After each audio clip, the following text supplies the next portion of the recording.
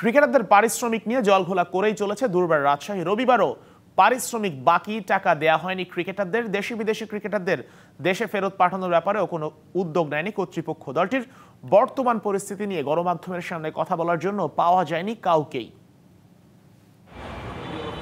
বিকাল নাগাদ টিম হোটেলে গণমাধ্যম কর্মীদের অপেক্ষায় রেখে রাজশাহীর ম্যানেজার ও সাবেক ক্রিকেটার মেহরাব হোসেন অপি লাপাত্তা। পরবর্তীতে মুঠোফোনে যোগাযোগ করার চেষ্টা করেও সাড়া মেলেনি অপির।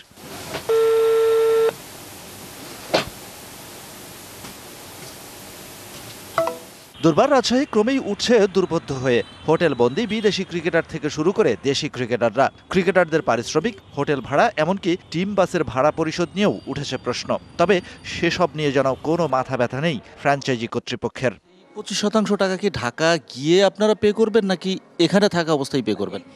এইখানে তো কালকে ফ্রাইডে হয়ে গেছে, আমরা সানডের মধ্যে ক্লিয়ার করে দিব যাতে আমার ছেলেরা নতুন উদ্যমে মানডেতে খেলতে পারে।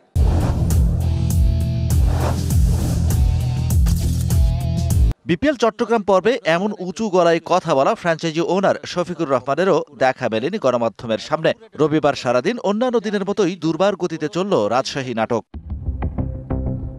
দেশের ক্রিকেট ভক্তদের প্রতিদিনই সকাল হচ্ছে বিপিএল কেন্দ্রিক কোনো না কোনো নেতিবাচক সংবাদ শিরোনাম দেখে। ম্যাচ ফিক্সিং নিয়ে প্রতিদিনই আসছে নানান মুখরোচক গল্প।